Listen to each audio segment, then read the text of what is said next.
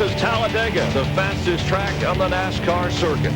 Ernest Hemingway defined courage as grace under pressure. Today, courage, grace, and pressure will all be on display when we go racing as star drivers square off against those searching to make a name for themselves, including Dale Earnhardt Jr. as he battles his protege, Martin Truex Jr. The big topic of conversation in the garage this weekend among drivers and crews has been the big one, the big crash that sweeps up a dozen, 2 dozen or more cars. Last year, the big one happened on lap 9. The year before, it happened on lap 15. But it can happen anytime, early in the race, middle of the race, tail end of the race. The drivers say they think it's going to happen today. Their wives, their friends, their fans, the drivers themselves hope it doesn't. Jeannie? How to avoid the big one? That is the million-dollar question with several schools of thought, including these from guys who know, the veterans. A bunch of drivers in the garage today were talking about, hey, let's get together, help each other work to the back of the pack, and then the madness can just unfold in front of us. Other drivers like Joe Nemechek said, wait a second, I prefer to step on the gas, get out in front, and leave all the drama in my dust. The conclusion, there is no answer. Hold your breath, Steve. And Jeannie, this race, one of the keys to the race, positioning. You have got to be in position at the end of the race to make a charge, and you can't do it by yourself. You have to be in position with a friend, a dancing partner, to be able to make a run to the checkered flag. If you don't, you'll be hung out to dry, Matt Yoakum. Steve, who you dance with on the racetrack may definitely dictate who you partner with when it comes time to hit pit road for service. Polling a number of crew chiefs this morning in the garage area, the majority are on the 2-stop plan, but already they're ready to go for a gamble, even call an audible on whether to go for the 2, 4, or no tires when it comes time to hit pit road. But it all dictates whether it's a no caution or a number of cautions. 85 degrees, beautiful day here. There's your track temperature at 105. And just a little whiff of a breeze. And with running around here wide open, that track temperature has to make a substantial change to really make a difference in the handling of these cars. Remember, they run around here wide open, never lifting the throttle. The real breeze is generated by these race cars as they provide 190 or so. Incredible amount of turbulence comes off these cars right now. And there you see the pit road speed, 55 miles per hour. That can be a challenge when you come off that racetrack on the green running 190 miles an hour. 3 sets of tires under caution. We don't anticipate they'll even use that many. And if we do have a caution late in the race, 4 laps to go, we would get the red flag at lap 113 or less. Getting set to go racing for 312 miles at Talladega. Well, them belts tight one more time. Let's go. Boogity, boogity, boogity, boys. Let's go racing. Now with the carburetor restrictor plate, it will take these cars almost a complete lap to make it back around to be at full speed. 2 cars slow getting up to speed. Donnie Neuenberger, and that yellow car on the apron is Justin Ashburn.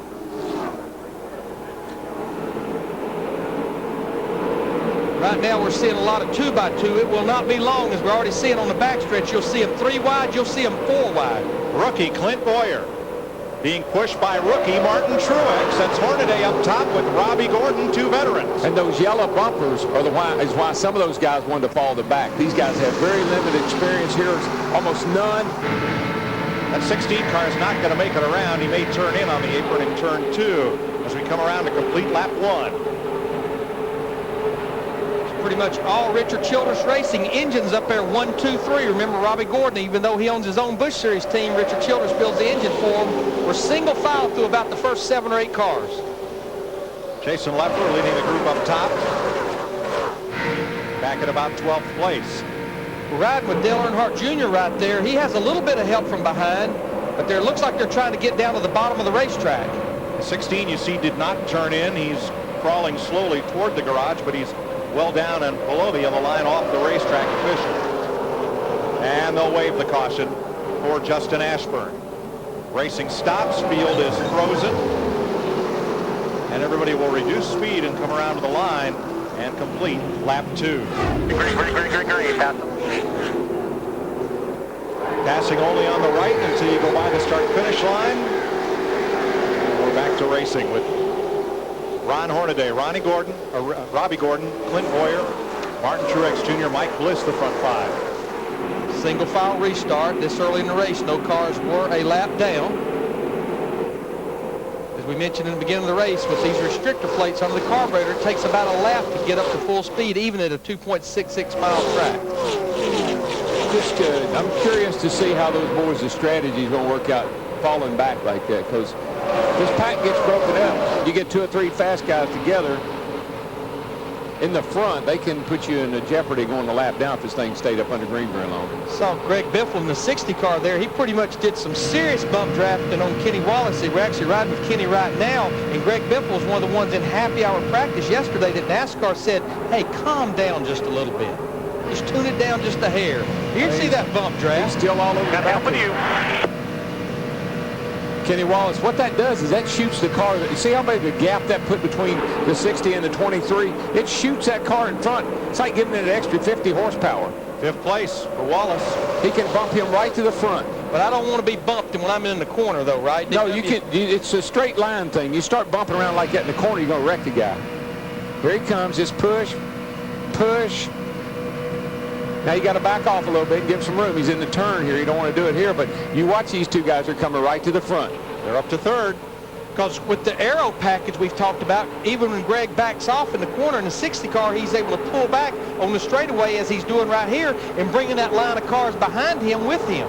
Yeah, he got back a little far off turn 4 there. You're going to have to give him a pretty good shot here to get him back in the front. Can't quite get there this time, but you try to do it down the back. You know what amazes me, because we don't get the perception how rough this racetrack is. You can see these cars never stop moving around. It's a very rough racetrack. Now the high sides, Jason Leffler trying to climb up to around 5th. Way on the outside. That's Wallace in the middle, the yellow car. That's the left middle, not the right middle. There's a lot of middle there. And you're riding with Dale Jr. Greg Biffle just ahead. Casey Kane to the inside in the 38. Greg Biffle has come from 26th to 6th in just 5 green flag laps. Yeah, he had a good race car in happy hour practice, and as we watched Dale Earnhardt Jr. in that 81, the Taco Bell car, he's going for 5 restrictor plate wins in a row here in Daytona. Jeff Hammond. Mike, another guy right now that's on the move is that 99 car, Michael Waltrps. He took the outside right there with the 00 of Jason Leffler and really coming up through the pack right now very quickly. And Jeff, of course, he was very happy with this car. The Busch Series had 2 practices yesterday morning. Michael kept his car parked in the garage for the 2nd practice. Now the drivers that stopped are running about 8 seconds behind this lead pack, hopefully for them out of harm's way.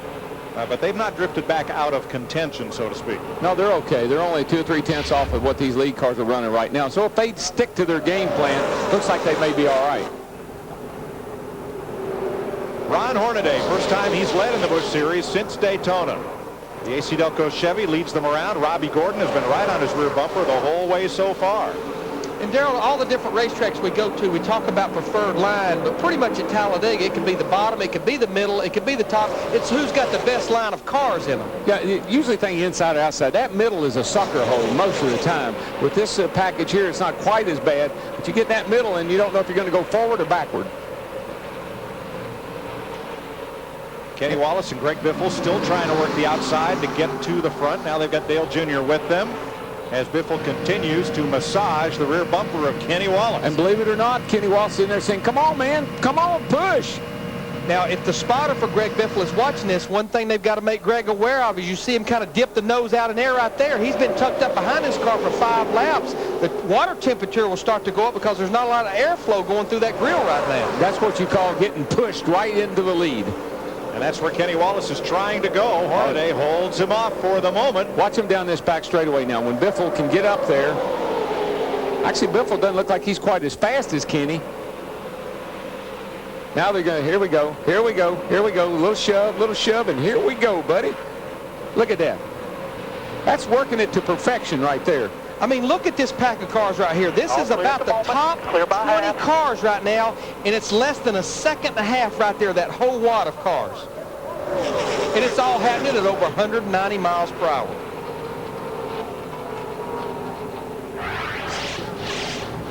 More of the same tomorrow. 500 miles at Talladega. The Aaron's 499 here on Fox. Dick Berggren. That is the first lap that Kenny Wallace has led, believe it or not, since April 2002. And where did he lead that lap? Right here at Talladega. I talked to him this morning in the drivers' meeting. Wallace thinks he has a car that's good enough to win. His crew chief, Chris Rice, also thinks they have a car good enough to win. They've got a terrific weapon. It right now is on the point. Well, something happened to that 5 car there, Kyle Busch. He was up in that pack, and all of a sudden he started drifting back. Looked like he almost lost power, and now it looks like it's running right again. So, like, Mayo had to flip a switch. Yeah, these cars, most of them carry 2 ignition systems. If one went out, you can flip a switch, and they'll go to a backup system. But just to tell you about this place, we're watching Kenny Wallace in that 23-car lead. Remember, he started 24th, and in 11 laps, he's leading this race. Proof the starting position here does not matter. Matt? Mike, just like Daytona, young Kyle Busch is experiencing an overheating problem. The water temperature has climbed to 240. If you recall back to Daytona in the Busch Series race, it was up over 260, and it blew the motor. He's trying to drop back to get some fresh air into that engine. Well, Darrell, you talk about the sucker hole. What the crew chief gets suckered into is running a lot of tape on the nose of these cars because it really helps the straightaway speed. But then sometimes I think it's much warmer today than it was yesterday morning when these cars were practicing. You need a little more airflow. You just never can simulate race conditions. You can go out there and run in a pack of cars, but you never get tucked in this tight, this long, and the temperatures do go up. Look at the difference between the 23 car here, Kenny Wallace, and then go back and look at the grill on the 5. About twice as much tape on the 5. And right now, I'm sure Kenny Wallace, Chris Rice, the crew chief, wish we had a little more tape on the nose now if they're leading because it's getting plenty of airflow. Racing's all about compromise. You know, you got to give up something to get something. But that's one thing, Larry. You can't plan on leading here. No, Nobody sir. can. Not Never for long. can. Dale Earnhardt Jr. in that 81 car. He's bringing his teammate in the car that he owns, Martin Truex, in the 8 car. They're trying to move up there as he takes second position away from Greg Biffle in the 60. At 23 with Kenny Wallace on board, I tell you, that thing's pretty stout because he's worked his way right to the front. He's able to hold them off. And Robbie Gordon in 55, he moves to the high side, hoping to get some help from Joe Nemechek back there in the 87 car.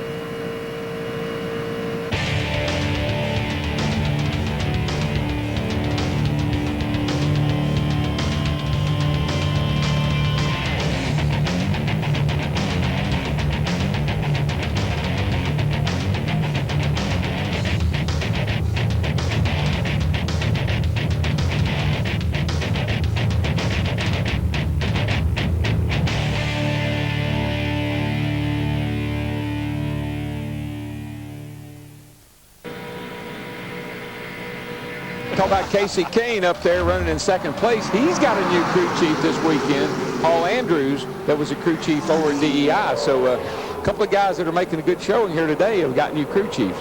Speaking of good showings, Jason Leffler has hung out with the top 5 here all day. He's the 3rd car on the inside row in that Haas Automation 00.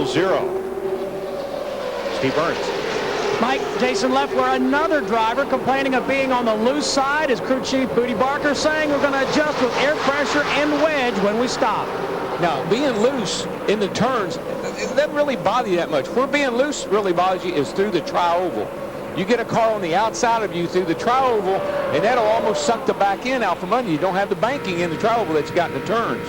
And Darrell, just remember, with this package here, and I know these guys raced it at Daytona, even with that big spoiler back there, with that return flange, that roof fin puts a lot of front downforce in the car, which will tend to make one a little bit loose. 3 wide, and look who's up high, making a name for himself, Johnny Sauter, bringing the Kleenex car all the way to the front on the outside, vying for second spot, Dick Berggren. Well, Sauter had to go up there, Mike, because he started to run hot after following Junior for all those laps. And indeed, they did communicate to Dale Earnhardt Jr. that Sauter couldn't stick with him because he has an overheating engine.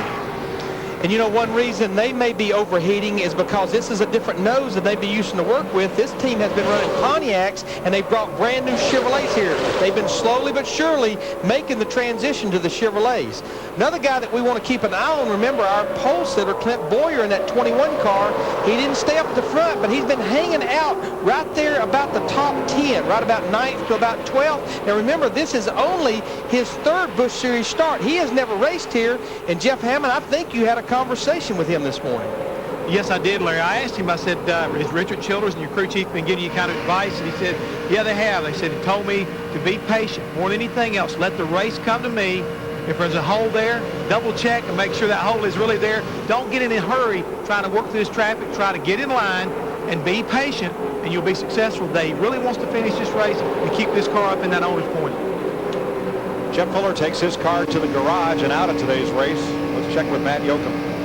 Mike Glenn hasn't deviated from his pre-race game plan, and that was to hang on the bottom right on that yellow line. He told me that if 40 cars pass him, that's fine. He wants to stay on the bottom. Big learning process today. He ran the Daytona ARCA race, ran top 5 most of the day until he was shuffled back to 7th. His spotter, Mike Dillon, keeps giving him advice lap after lap. In fact, he told him one big piece of advice. You keep pulling out too early, and that's why you're getting that big gap between yourself and the car in front. Each lap, a big learning. And Mike Dillon would know. He's driven that car here for Richard Childress. Yeah, and I think what Warrior's doing is just get some of that good experience.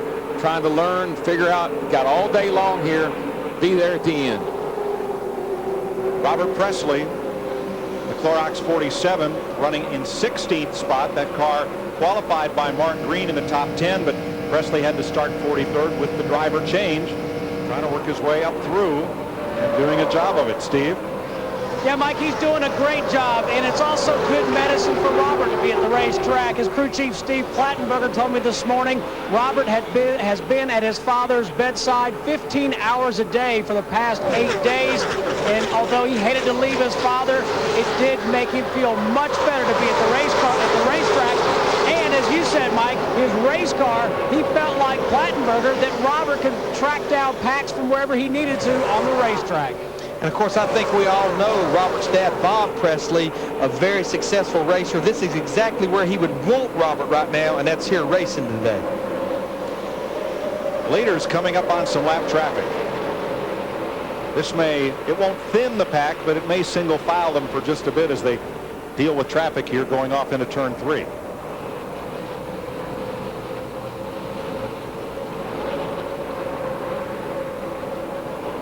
Everybody's mind their manners pretty good right now. They're staying on the bottom, giving them the outside. They'll work through here single file. What these slow guys are trying to do is jump into the back of this pack if they can, get to draft and be the first car one lap down.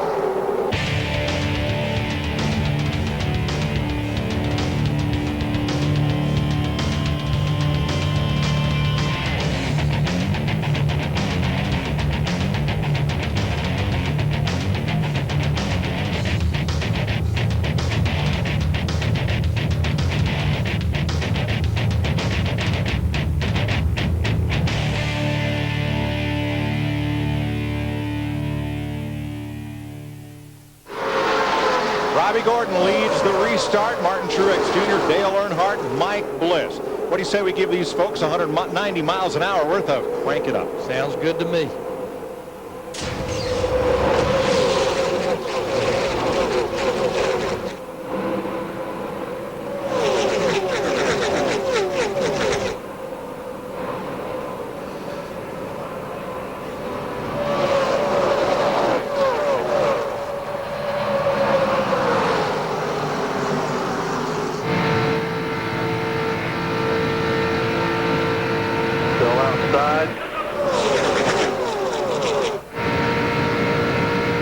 Back to one outside,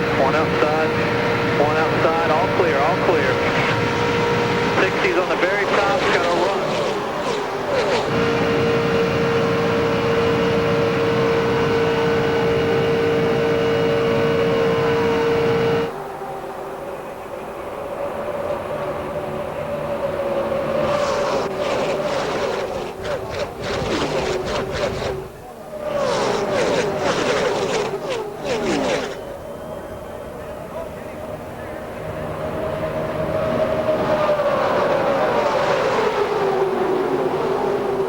In their manners. It's a twister. It's a twister. That's what we always have after a restart.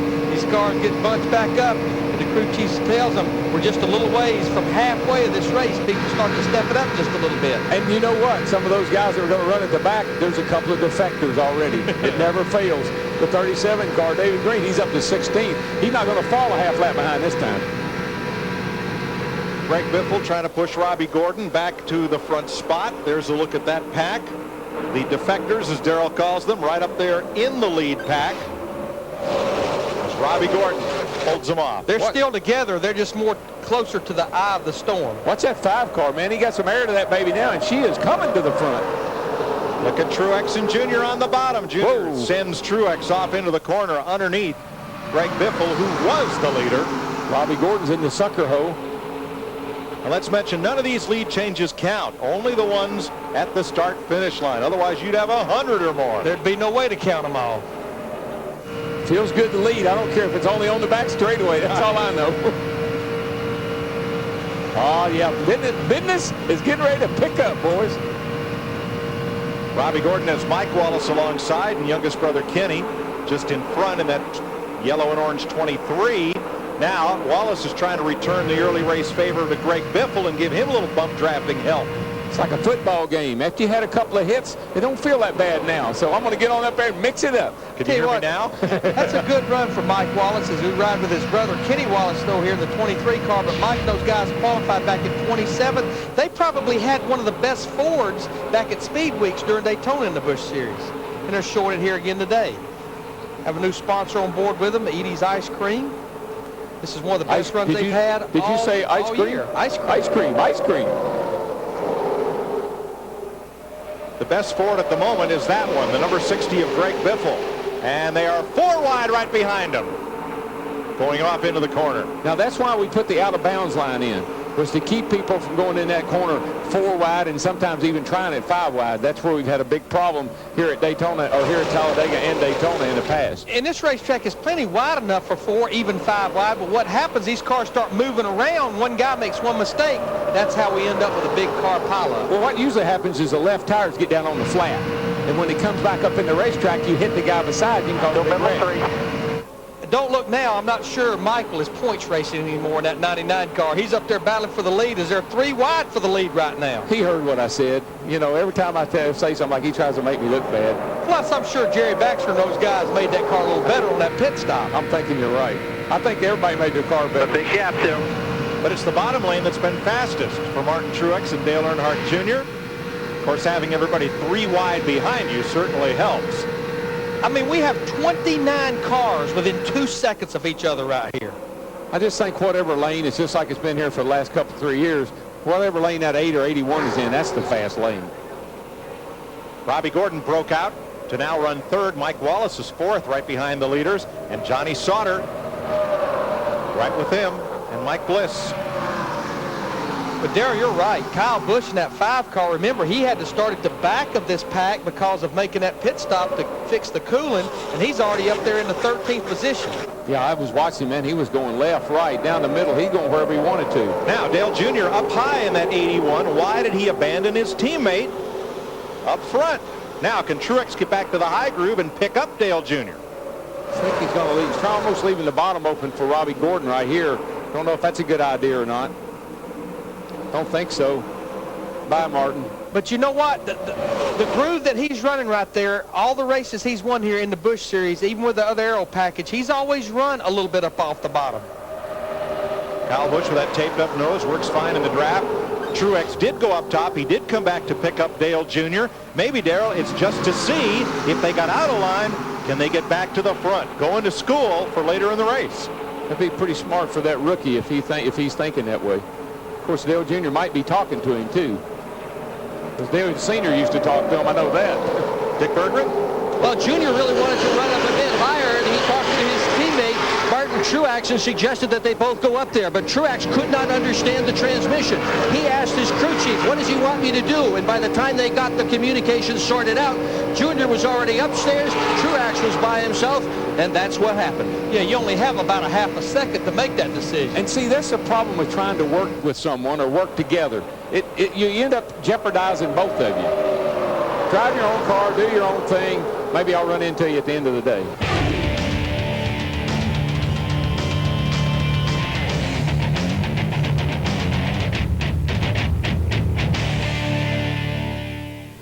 Live action with Robbie Gordon leading Mike Wallace. Kyle Busch, Jeff Hammond, is all the way up to 3rd. Yeah, they did some quick work on that number 5 car. He had heating problems early on, and they've definitely got it fixed, and he has come to the front in a hurry. We've already had a dozen lead changes in the last 2 years in this race, at a combined total of 14 lead changes. Let's check back in on the 5 with Matt Yoakum.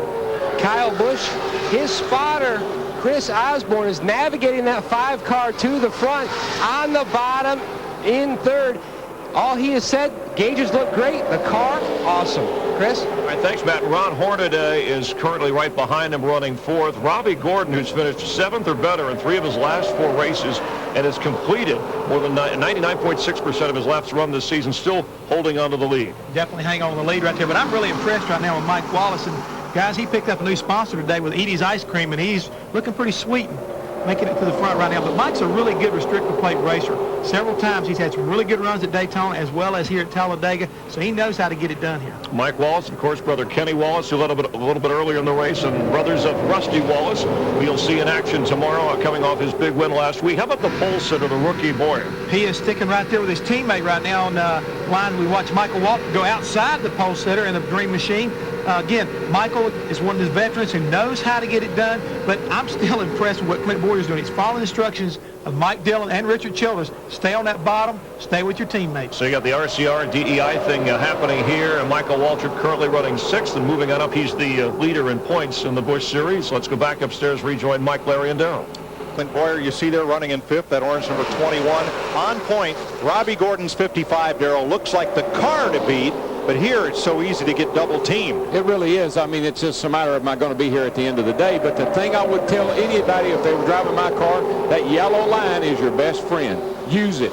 They can go around, they can get up on the outside all day long. I don't care. Stay on the yellow line. Because if you're right there where Robbie Gordon, Mike Wallace is in the 4 car, they can't go under you. They can't go under you. So you just ride the yellow line. You know, Mike and Darrell, as we watch Kyle Busch, right now we're watching 3 wide with Dale Earnhardt Jr. in the 81 car on the outside. But we were talking about Kyle Busch in the 5 car as he continues to lose a little more tape.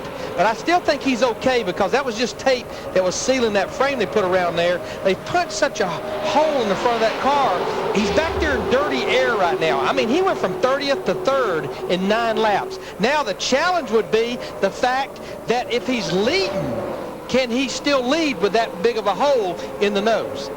Boy, that would change conventional wisdom, wouldn't it? Here's a look at that nose. And let's show you what it looked like before that tape patch. Yeah, it's just started to come out. That's just, they put it around that screen wire they put up there. I don't think he's got a problem. Looks like they've attached that with some of those metal screws like we've seen some other teams do this year. Just a piece of tape. It'd be very distracting if you're back there behind him. And wondering what that's good is coming at me.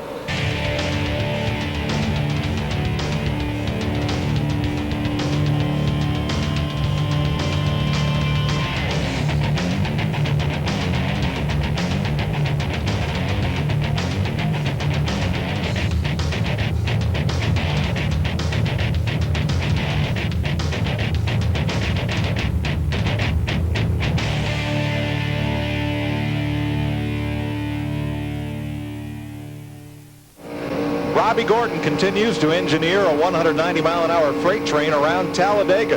Gordon has now led 43 laps. He's led 4 times as he holds off Mike Wallace's Ford. Kyle Busch, Ron Hornaday, pole sitter Clint Boyer, and outside front row starter Michael Waltrip. Obviously, they're trying to get up there to him, but a couple times he's fallen back. He's worked his way right back into the lead. That's a strong automobile today. Now, Larry, we've had 2 cautions for debris and for a slow car, none due to contact, but the pit stops that have been made will probably not allow anybody to go to the distance. No, they were on pit road, most all of them at lap 47. Nemechek again got a boot from Junior and almost lost it. Junior is wearing him out. He's pushing him into turns, and I know he knows better. Whew, that'll take your breath. Oh, yeah, I'm sure Joe was saying the same thing. Hey, man.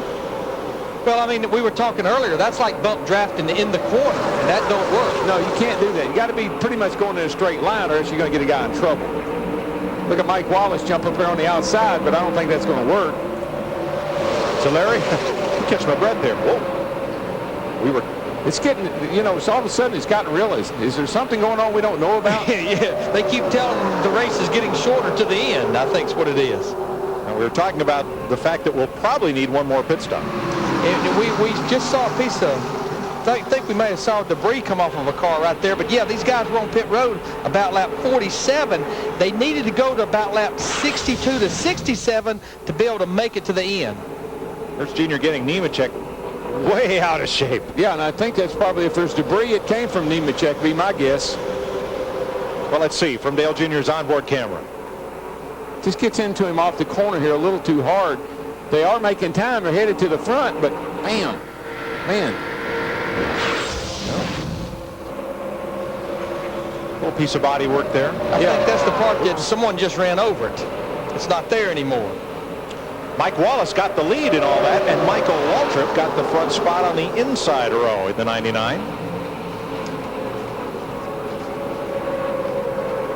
Probably looks like he's pushing up a little bit in the middle of the corner, Larry. Can't keep it right down on that bottom, on that yellow line like he had been. See where that piece of debris came from. Ooh, there she goes. We've got more stuff flying around today. Is that again part of the patch on Kyle Busch's car? It was right in that area. It was right in that area of those cars. look like it. Yeah, it came from the first, second, or third row right there. Okay, great shots by our Fox cameraman, but at 190 miles an hour, it's hard to tell.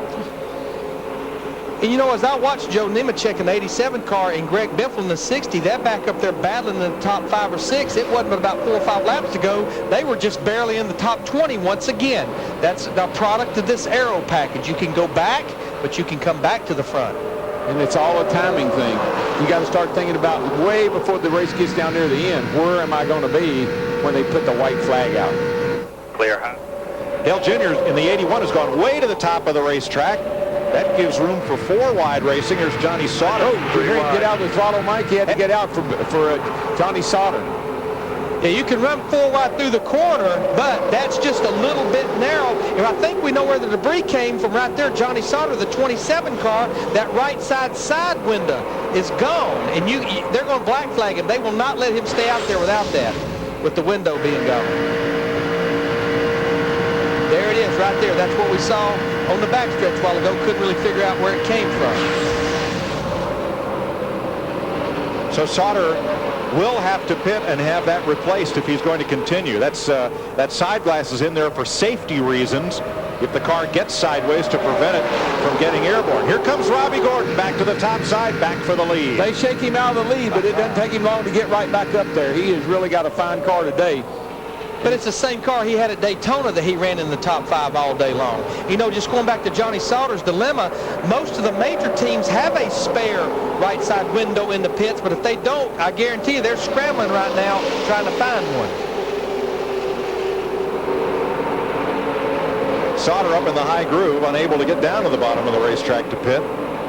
As we completed 75 laps, and Kyle Busch, we're about to find out if that car can run out front with that big gaping hole in the nose. I don't think it's gaping as bad as we think. That piece they put on there, just pretty nice repair job. You can see how much is just open a little bit right there in the center.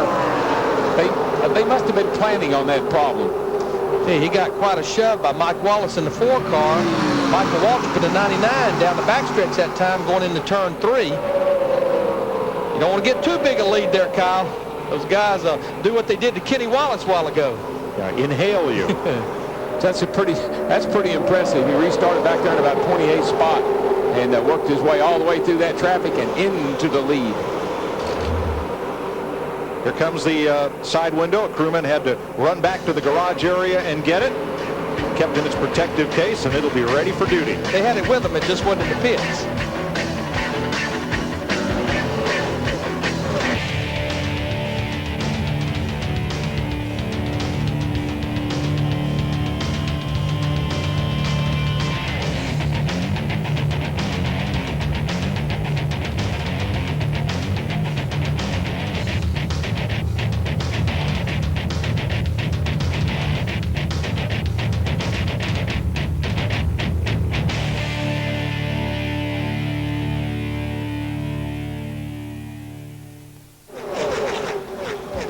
It'll be 17 laps to go, and they come. Here we go. Around goes the 38, the 4, the 1, the 33.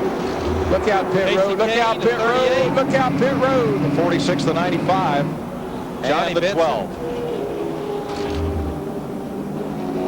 You know, that's a place we've not normally seen the big breakout right in the middle of the tri-oval. I believe with this package, that through the tri-oval, when people get under you, it just loosens you up just enough to get you sideways. Mike Bliss, Casey Kane climbs out of his car. He's okay. That's the car that ended up against the pit wall. Tim Fedewa's car still wrecked in the grass. At lap 100, 17 laps to go. Fedewa has put the window net down, so he'll be able to climb out. There's Ashton Lewis with damage to the rear. And the right front down. Dick Berggren. With Casey Kane just got out of his car, what was it like out there? It was fun all day. It was No, I mean just now. racing. It was great racing, but oh no, I saw a couple cars hit and I knew I was going to be involved in it, and it's too bad. We had a good car. I got back there a little bit. I was trying to work my way back through, but tough day. We're glad you're okay. Yeah, I'm fine. Thanks, Casey. Car's done. That one along with Tim Fedewa and Mike Bliss. Those cars look like they're finished for the day. There's damage to the rear of the 46 of Ashton Lewis, among others. Let's see what happened here. Coming into the tri-oval to complete lap 100. Bottom of your screen. Like Mike Wallace got a little bit loose right there like you talked, Darrell, and then came back up into the car that was on the outside Yeah, of it. he bounced off a biffle, and when he did, there was a car under him, and they got together, and then away they went. Of course, half the field's behind him here shortly after a restart.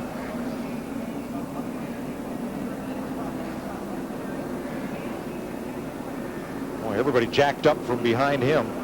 Tell you what, the tri-oval here, I know people, you know, you just don't realize how you're going 190 mile an hour through a tri-oval that's got 14 degrees of banking. Can suck you around in a hurry. This would be looking from like pit road. Casey Kane turned around. Typical Talladega wreck. Yeah. Two cars get together, 12, 13 cars end up being victim. Yeah, Benson slammed up into the wall, and Bliss.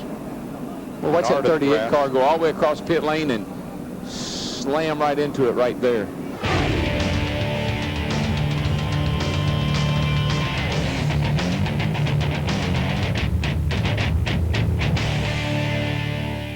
Okay, ready. 12 Busch races here, 11 different winners. We only have 2 previous winners in the top 10. That's Dale Earnhardt Jr. as well as Joe Nemechek.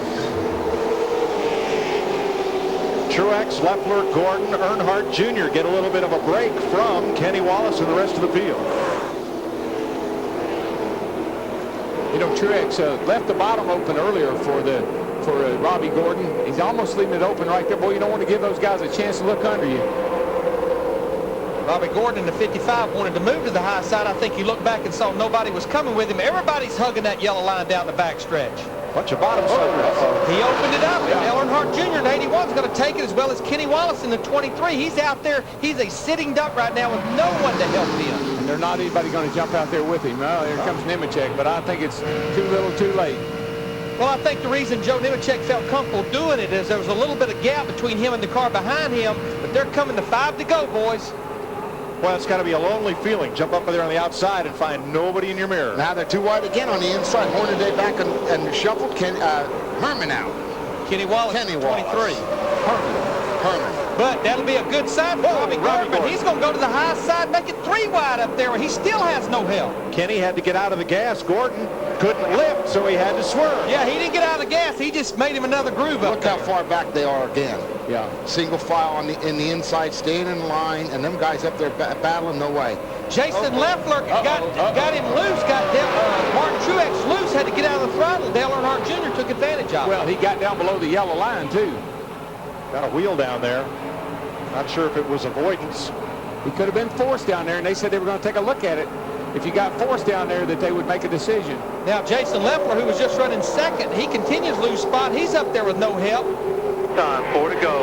And up front, the teammates are together. Truex and his mentor, Dale Earnhardt Jr. 1-2. Watch the small gap behind you. You got about the same distance behind Right you. now on Next. top 6 is single file.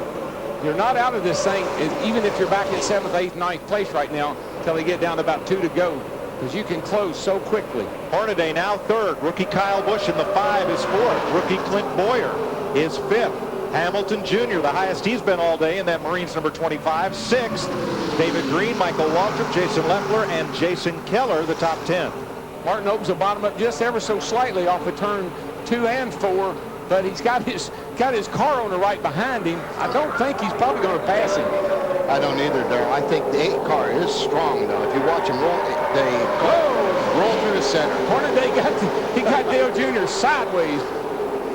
Robbie Gordon still works the outside, but now that's the long road home. It's back at 10th place. You got a hungry man in that 2 car right there, Ron Hornaday. He's not had the greatest season. His best finish is 7th back at Daytona. And remember, he's one of the only cars up here that has those 2 right side tires only. But he's driving the wheels off of it. He had 8 there just a second ago. He had his 4 deal. That's 2 wide behind him. Michael's starting to work an outside lane, 3 cars back. I actually think that Hornaday's trying to figure out how to do this. He's lifted a little bit, if you noticed, at the end of the straightaway, trying to get a run. I don't know if he can do it on his own. I don't think he can. Well, he better figure it out soon. 2 to go this time. The top 4 single file. They put about 5 car lengths back there to that group that's 3 and 4 wide. Around goes Boyer off the bumper of Hamilton, who takes another car into the wall with him. Now, caution is out. The field is frozen with 2 to go. As long as they maintain caution speed up there, Martin Truex Jr. will be the winner of this race. The field is frozen right now at the point of caution. Bobby Hamilton Jr. got into the back of the car that went sideways and spinning. And here is Jr. pushing Martin Truex. He may push him all the way to victory lane. Martin thinks he's got a flat tire. Dale Jr. got him jacked up off the ground.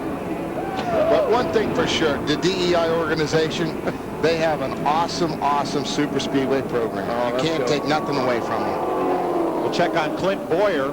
Bobby Hamilton Jr. and Tony Raines got right into the middle of that. He was having a top 12 run when he got caught up. Slow it down, just slow it down. They can't pass you. Boyer got away. He got away. He slid all the way down on the inside there, but he got away. The white and the yellow. White flag. The red flag rule was 5 to go. Which means that they would not restart the race. See, Hamilton got below the line, and as he came back up, he got into Boyer. And there's Raines in the wall. Mike Wallace is still going to end up with a 12th place finish, it looks like, even after being involved in that first accident. Grissom's involved in that in the 36, and Tracy Hines in the 6. When I watch the 25 car, though, as we watch it again, let's watch this. That's the red car, bottom of your screen. 3 wide in front of him. This is through the tri-oval. Michael in the middle. He gets a run down underneath the Boyer. He's below the yellow line, and that's the whole point of the yellow line, is to keep us from doing that right there. I tell you, the saving grace on the 21 car, every time he goes backwards, just look, those roof flaps deploy. Now watch the first red car in line on the inside. There he goes. He could have used better judgment there. Yeah, I mean, there was no room. Oh, and he took himself out in 3 or 4 more. Yep, he took Tony Raines, the car behind him in the wall. Awful. Tracy Hines sideways, the number 6. Yeah, the Ragu. And Steve Grissom. All the guys that you really pull for to have good finishes, they get taken out on the last lap. Ride with Jay Keller.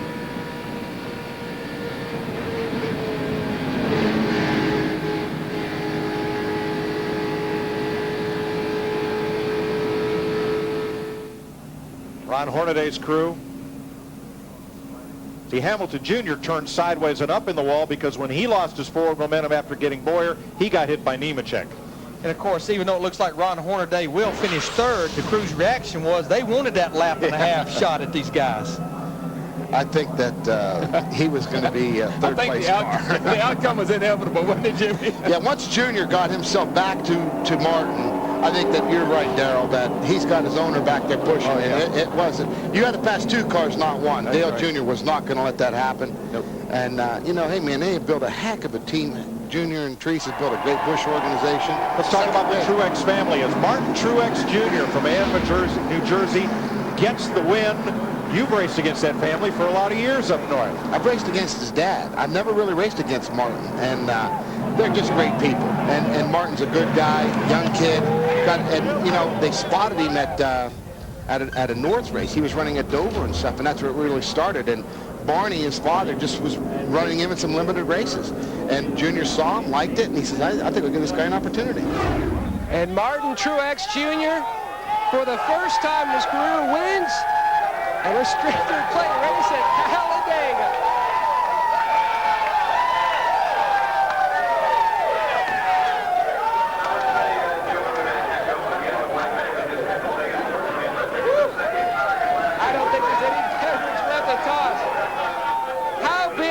this win, especially to beat the boss?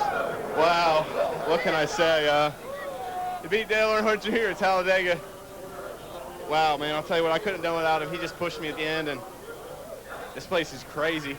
I had a blast all day just trying to learn, do as much as I could, but it's great just to be able to continue the dominance of Chance 2 here. And I told Junior we busted his streak, but he said, no, we didn't. Chance 2 still won, so that's a pretty awesome deal. You kept telling me yesterday after final practice, I just can't pass anybody with this car. Well, I couldn't. I'm telling you, Bono said that he had it fixed up for him this morning, and anytime he tells me that, I believe in him. And every time we have a bad happy hour, or I have, doubts about the car, he tells me we're going to be all right. Usually we're good. How special to win here? You kept saying in the car, I can't believe I've won at Talladega. It's incredible. First time I've ever been here, Busch Series, Dale Earnhardt Jr. pushed me to the finish. Best pro shops on here. It's incredible, I'll tell you. I can't believe it. It's the biggest day of my race career. I thought Bristol was cool. Bristol was cool. Talladega's even bigger. His second win of the year.